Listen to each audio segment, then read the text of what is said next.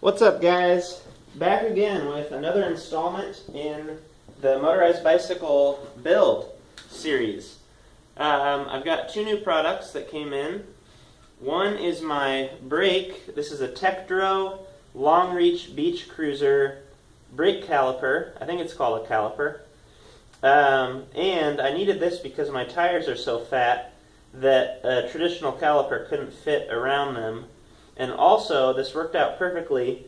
It's got an adjustable reach from, I think, 79 to 99 millimeters.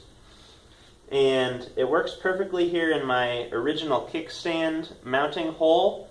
I put it on the underside, as you can hopefully see in the camera, and just double nutted it. That way it doesn't back off. And it reaches perfectly from that kickstand hole back to the rim. So that'll obviously depend on how far your rim is adjusted, but that's just a rough idea of where you could mount it. And then I'm just using my original clutch lever from the Groovy kit, and I think this cable is just from a Walmart bike brake kit, if I remember right. So that's what I've got there. I've got it all hooked up, and it does work really well versus not having brakes. That is a big improvement. The one thing I think I'm going to do is upgrade my pads. These pads are wearing out pretty quickly, and I think it's just because they're cheap pads, and they're also meant for an alloy wheel, which my wheels are painted steel, and so I think that's a little bit rougher of a surface than an alloy wheel. So that's what I've got there. The second product I got is some exhaust heat wrap for my exhaust manifold. That's because my leg sits just about on top of that manifold, and I need something to keep from getting burned, and it looks cool. So today I'm going to show you how to wrap your exhaust, and I'll include a link to both the exhaust wrap. That's about $6 for 50 feet. They say it's 50 feet. It doesn't quite look like 50 feet, but regardless, it's a great deal. And it comes with 6 metal wire ties for you to lock your exhaust wrap into place. And then I'll also include a link to that Tektro caliper. That was like $12, so a bargain for both items here.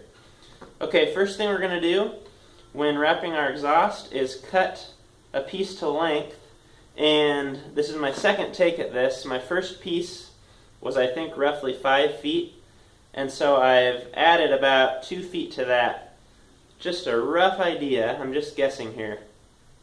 I think we're about a foot there, 2 feet, 3 feet, 4 feet, 5, 6, about 8 feet. Let's say 8 feet to be safe.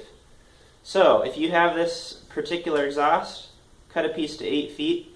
Otherwise, if you want to do the math, measure the length of your pipe and then the diameter of your pipe, but you take that times pi to get the circumference, and then estimate if you're going to overlap your exhaust wrap half of its width each time. So this is a 1-inch exhaust wrap here.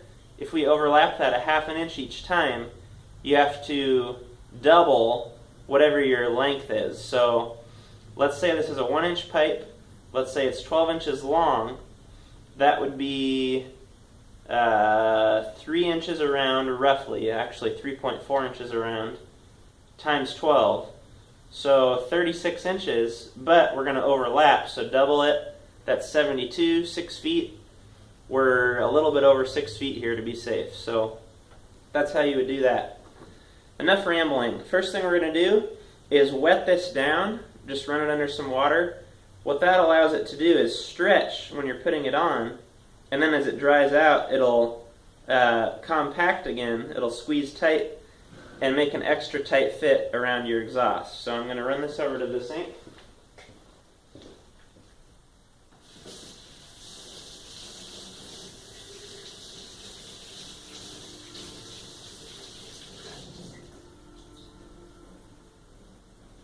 Shake out the extra water.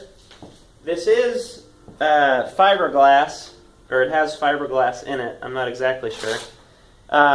If you want to wear gloves, it might be a good idea. My hands are starting to itch in places from getting this fiberglass in them, similar to like an insulation. So gloves might be a good idea. I'm not extremely worried about it, but it's up to you. I'd like to keep this off the ground as much as I can and keep it clean. For one reason, it'll look cleaner on my exhaust, and I don't want to be wrapping up dirt and sand and things and keeping it from being a good wrap job. Alright, so first thing we're going to do after wetting it down is try and make a clean cut, which my scissors is obviously in bad shape. But try and cut as much of that frayed material off as you can. And I'm going to start at the engine end, not at the outlet end. And it doesn't really matter what direction you wrap, whatever's easier for you. Let's see. I'm going to go clockwise. So we're going to overlap 100% to begin with.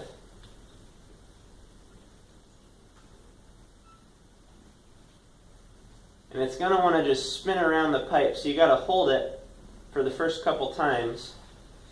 And now I'm going to wrap about 50% like I mentioned, so about a half an inch. And as you pull tight, continue to hold the last piece that you just did so that it doesn't come undone and it's a nice tight wrap. You want to get it as tight as you can. Going around this curve is definitely going to be more difficult than the straight section, but regardless, it's not difficult. So I should say it's not a hard job. You can do this.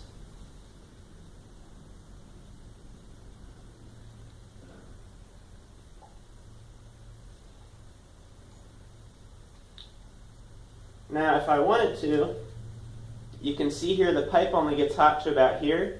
I could just wrap to there and then leave a section off the back just bare. Depends on what look you're going for.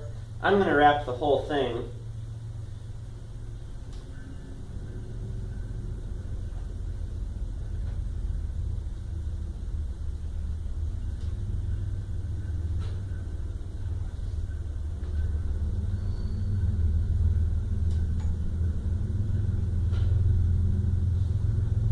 It is getting into the dirt a little bit. It's hard to avoid around here.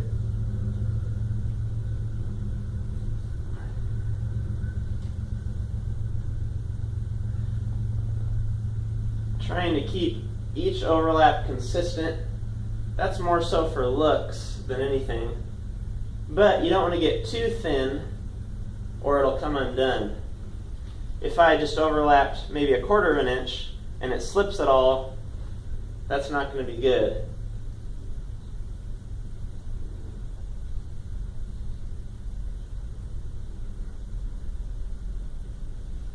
At this point, having it be inconsistent the whole way along is what I'm going to end up looking like.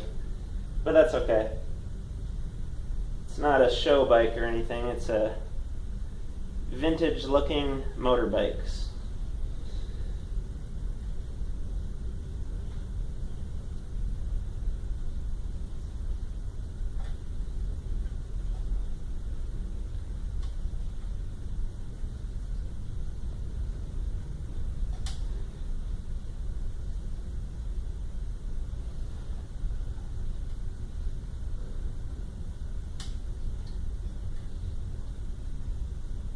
Almost there.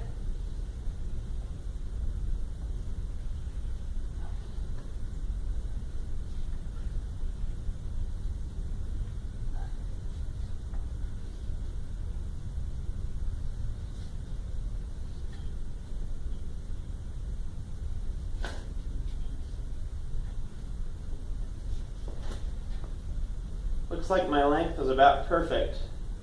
A little bit of excess, which is better than not enough.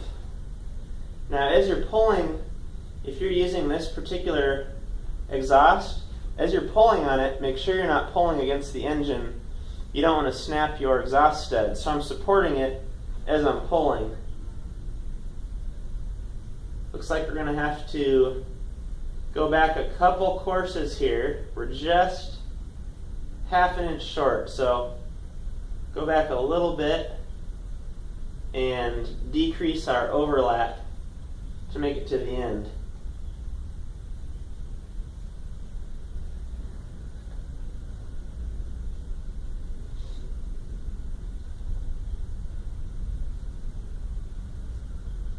There we go.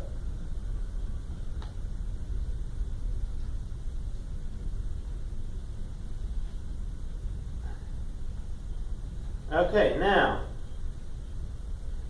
I would say make another clean cut at the end, but since I'm so short on length, I'm not so short on length, I'm just barely there. I'm just going to cut as little of an amount as I can. And this is not going to be good with my crappy scissors.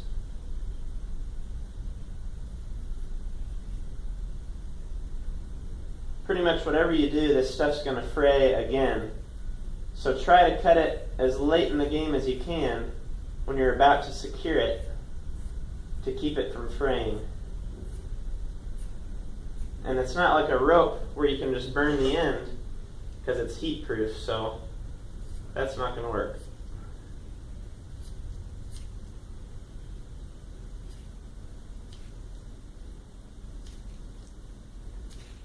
Okay, with my crappy scissors, that's as good as it's going to get. Now, the final step, we're going to take one of our metal zip ties, and I've never been a big fan of these. I'm going to give it a try. What I usually do is just take a hose clamp and clamp this last section in place, because these they don't stay in place. You can't get them tight enough, and it might back off. If it does, I can easily cut it off and put a hose clamp in here, so keep that in mind. But in order to do this, we're going to make sure that our wider end is out, so there's a fat end there on top. Make sure that's facing out. Bring it around and feed it through that end.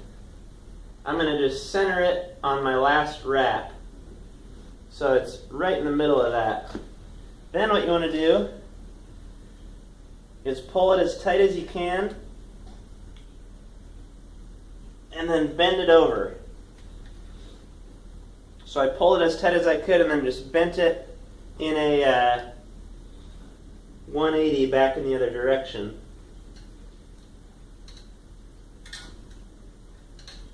And normally there's 2 pins that you tuck this underneath and clamp it down, but it doesn't look like this has that. So hopefully it stays in place. I think there's a little ball in there to act like a lock. We'll find out. So last thing, I'm just going to grab a side cutters, cut that off, and we're done. Make sure to stay tuned. I've got a special surprise coming up, another part I'm going to order, and it's something you're not going to want to miss. I don't want to say what it is yet, but it's going to totally change the way this thing performs. So make sure to come back for the next part, hopefully in the next week or so. Otherwise, like and subscribe. I really appreciate the likes and subscriptions if you want to stay in the know about what's happening. And I will see you on the next video.